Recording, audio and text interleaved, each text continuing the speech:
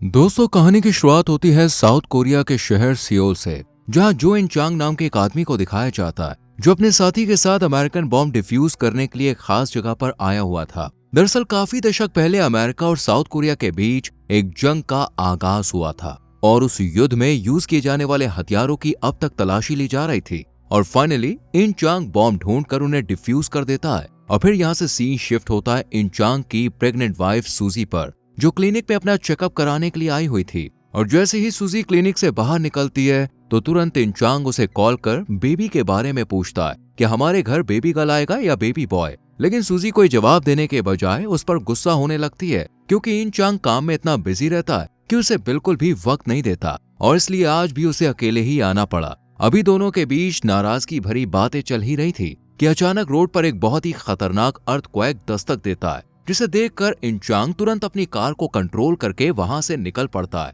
लेकिन रास्ते में अर्थक्वेक की वजह से गिरती इमारतें उसके रास्तों को मुश्किलों से भर देती है और अचानक उसकी कार का एक्सीडेंट हो जाता है। लेकिन अच्छी बात यह थी कि इंचांग को कोई चोट नहीं आई थी, इसलिए ये कार से उतरकर जल्दी से अपने घर की तरफ रवाना हो जाता है, जबकि आधा शहर पूरी तरह से तबाह बर्बाद हो जाता है। और न्यूज चैनल पर इस अर्थक्वेक की न्यूज छाई रहती है, जिसमें इसका कारण बताया जाता है एक वोल्केनिक एरप्शन जो चीन और साउथ कोरिया के बॉर्डर पर मौजूद है। इसलिए दोनों ही देशों को इससे भारी नुकसान होता है और इसकी प्रेडिक्शन 3 साल पहले प्रोफेसर कैंग बोंग ने की थी। लेकिन उस वक्त किसी ने प्रोफेसर पर यकीन नहीं किया था और आज अर्थक्वेक के बाद सब उन पर भरोसा ना करके दुख मना रहे थे। लेकिन अब प्रोफेसर ने फैसला कर लिया था कि वो साउथ कोरिया छोड़ देंगे। पर तभी प्रेसिडेंट की सेक्रेटरी आकर उसे एक जरूरी मीटिंग में जबरदस्ती अपने साथ ले जाने लगती है। और जब प्रोफेसर मीटिंग रूम में जाता है तो वहां चीन, साउथ कोरिया के प्रेसिडेंट समेत कई लोग मौजूद थे, जो प्रोफेसर से आगे आने वाले अर्थक्वेक के बारे में पूछते हैं,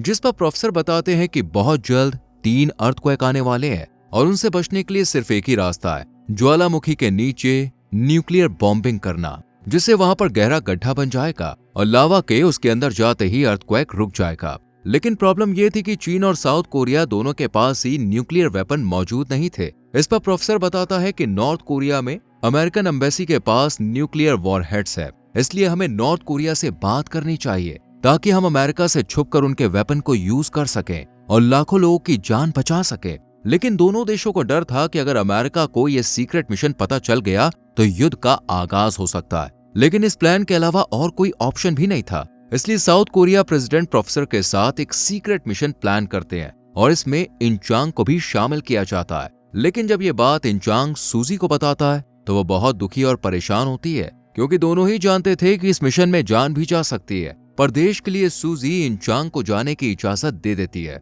और दोनों काफी इमोशनल हो जाते हैं। अगले दिन मिशन के लिए एक टीम बनाई जाती है और साथ ही जून प्योंग नाम के कैदी को साउथ कोरिया की जेल से आजाद कराने की भी प्लानिंग की जाती है, क्योंकि यही जानता था कि अमेरिकन न्यूक्लियर वेपन्स कहाँ रखे हैं। इसलिए सबसे पहले ये लोग 2 टीमों में बढ़कर प्योंग को ही जेल से बाहर निकालने के लिए निकल पड़ते हैं। पर अफसोस एक टीम का प्लेन बुरी तरह से क्रैश हो जाता है और मिशन के कैप्टन और कुछ मेंबर्स की जान चली जाती है, जबकि इंचांग का प्लेन भी डगमगाने लगता है। लेकिन वक्त रहते इंचांग अपनी टीम को पैराशूट की मदद से बाहर निकाल लेता है और अब कैप्टन के मरने के बाद इंचांग को कैप्टन बना दिया जाता है। तभी कंट्रोल रूम में इंचांग को इत्तला दी जाती है कि कैप्टन वाले प्लेन में पूरे मिशन का मैप था, जो अगर नहीं मिला तो मिशन कंप्लीट नहीं हो पाएगा।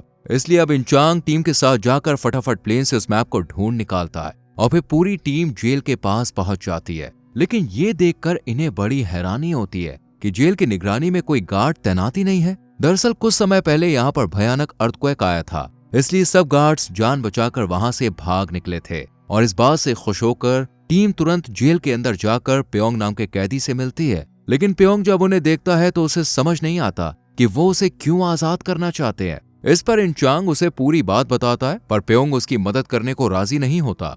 लेकिन जब इंचांग उसे साउथ कोरियाई सिटीजनशिप दिलाने की बात कहता है तो प्योंग झट से इनका साथ देने के लिए राजी हो जाता है। इस बीच प्योंग चुपके से इंचांग का पर्स चोरी कर लेता है, जिसमें उसे एक अल्ट्रासाउंड की फोटो और मैप मिलता है, जिसे अपने दिमाग में फिट करने के बाद वो मैप को निगल जाता है ताकि रास्ते के लिए टीम को प्योंग की जरूरत पड़े और वो उसे धोखा ना दे। और ये बात वो इंचांग को भी बता देता है, साथ ही उसका पर्स भी उसे वापस सौंप देता है। मैप न होने पर पूरी टीम ना चाहते हुए भी प्योंग के इशारों पर काम करने लगती है, क्योंकि अब पूरा रास्ता वही जानता था। इसलिए सब लोग उसकी बात मानने लगते हैं और जब जेल से बाहर निकलकर आगे का प्लान डिस्कस कर रहे होते हैं तो प्योंग वहां से भाग जाता है और सीधा अपने घर पहुंचता है जहां उसकी वाइफ मौजूद थी। इसकी वाइफ ने ही इसे अपने बॉयफ्रेंड के साथ मिलकर जेल भिजवाया था और प्योंग पर कत्ल का झूठा इल्जाम भी लगाया था। इसलिए प्योंग उससे अपना हिसाब किताब करने जाता है, पर घर में उसे कहीं भी अपनी बेटी नजर नहीं आती है, जिस पर इसकी वाइफ बताती है कि वो अब अपने अंकल के साथ साउथ कोरिया में रहती है।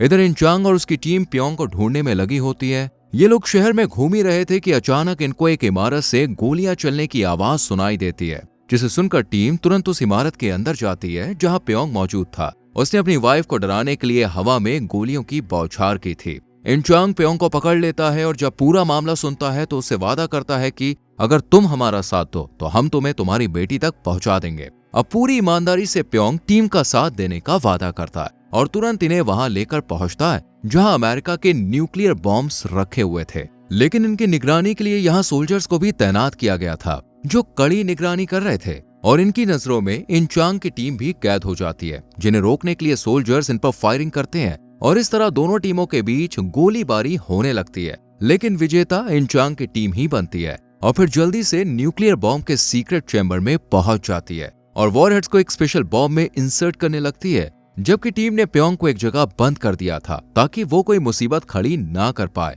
और भागने की तो बिल्कुल भी ना सोचे। लेकिन अब सिर्फ 49 घंटों का वक्त बचा था जब भूकंप दस्तक देने वाले थे। इस बीच प्योंग भागने की कोशिश करता है पर फिर उसे वापस आना पड़ता है। दरअसल ये एक एजेंट है जो चाइनीज माफिया के लिए काम करता है, जिसे वॉर हेड्स की जरूरत थी और साथ ही उन्हें एक्टिवेट करने के लिए इन चांग की हेल्प चाहिए थी, क्योंकि वही उन्हें एक्टिवेट करना जानता था। इसलिए प्योंग टीम की जान बचाकर उन्हें बाहर ले आता है। दूसरी तरफ सूजी पुल से गुजर रही थी और अचानक ज्वालामुखी का तेज विस्फोट होता है, जिससे पुल टूट जाता है और नदी में एक बड़ी सुनामी आकर कई जिंदगियां छीन लेती है और सूजी भी नदी में बहने लगती है, पर वो हिम्मत करके किसी तरह स्विम करती हुई किनारे तक आ जाती है। इसी बीच प्रोफेसर को जानकारी मिलती है कि अगला ज्वालामुखी विस्फोट 2 दिन बाद नहीं बल्कि महज 22 घंटे में होने वाला है और जहां बॉम्बिंग करनी थी वो खदान सही नहीं थी, बल्कि इन्हें दूसरी खदान में बॉम्बिंग करनी थी। पर प्रोफेसर यह बात टीम को बता पाता उससे पहले ही टीम से इनके कनेक्शन टूट जाते हैं। इधर टीम जैसे ही बाहर निकलकर आगे बढ़ती है, अचानक सोल्जर्स उनके सामने आकर उन पर फायरिंग करने लगते हैं और तभी इन चांग की नजर गैस लीक करते हुए एक ट्रक पर पड़ती है, जिसे वो शूट करके एक बड़ा धमाका कर कई सोल्जर्स को मारने की कोशिश करता है। और जैसे ही प्योंग के साथ कार में जाकर बैठता है, प्योंग उसे बेहोश कर वॉरहेड्स चुराकर उसकी टीम को यहीं छोड़कर वहां से भाग निकलता है। इस बीच अमेरिका में भी इस सब की खबर पहुंच जाती है और अमेरिकन हेड्स ऑपरेशन को इसी वक्त बंद करने का ऑर्डर देते हैं, जिससे साउथ कोरिया के प्रेसिडेंट पर प्रेशर पड़ने लगता है और ना चाहते हुए भी उन्हें अपने कदम पीछे लेने पड़ते हैं। साथ ही वो ऑपरेशन को डिसमिस कर प्रेसिडेंट की पोस्ट से रिजाइन भी कर देते हैं। साथ ही इन चांग की टीम को जल्द से जल्द तलाशने का ऑर्डर भी दिया जाता है ताकि उन्हें भी बता सके कि ऑपरेशन डिसमिस हो गया है। साथ ही अमेरिका साउथ कोरिया पर यह भी प्रेशर बनाता है कि वो उनके चोरी किए गए सारे न्यूक्लियर वॉर हेड्स वापस करते। इधर इस सबसे बेखबर प्योंग अपने चाइनीज माफिया बॉस को कॉल कर वॉर हेड्स के चोरी होने की बात बताता है और साथ ही उस शहर में एक मीटिंग भी रखता है जहां उसकी बेटी रहती है। कुछ देर में इन चांग को भी होश आ जाता है और किसी तरह वो हथकड़ियों से खुद को आजाद कर लेता है और धोखा देने की वजह से इन चांग प्योंग के साथ खूब लड़ता झगड़ता है, जिससे कार डिसबैलेंस होने लगती है और जल्द ही कार का एक्सीडेंट हो जाता है। लेकिन दोनों सही सलामत होते हैं। अब इनके पास आगे का सफर तय करने के अलावा और कोई रास्ता नहीं था, इसलिए दोनों पैदल चलते रहते हैं और रात में एक उजड़े हुए सुपरमार्केट में जाते हैं जहां लकीली इन्हें पेट भरने के लिए खाना मिल जाता है। अभी दोनों पेट पूजा कर ही रहे थे कि इतने में अमेरिकन सोल्जर्स की फौज सुपरमार्केट को घेर कर इन्हें मारने ही वाली होती है कि अचानक इन चांग की टीम ट्रक लेकर वहां आ जाती है और इन चांग और प्योंग को बचाने के लिए अमेरिकन सोल्जर्स पर फायरिंग करना स्टार्ट कर देते हैं और इस गोलाबारी के बीच इन चांग और प्योंग को भागने का सुनहरा मौका मिल जाता है। लेकिन इन चांग अपनी टीम को नहीं छोड़ सकता था, इसलिए वो दोनों टीम मेंबर्स के साथ प्योंग को लेकर गाड़ी में वहां से भाग निकलता है और रास्ते में भी ये लोग पीछा कर रहे अमेरिकन सोल्जर्स पर फायरिंग करते रहते हैं। और जैसे ही एक पुल के पास पहुंचते हैं तो इसी वक्त एक वोल्केनिक एरप्शन होता है जो बहुत खतरनाक था, इसलिए इस धमाके की वजह से पुल भी ढह जाता है और ऑपरेशन अब पूरी तरह से बंद कर दिया जाता है।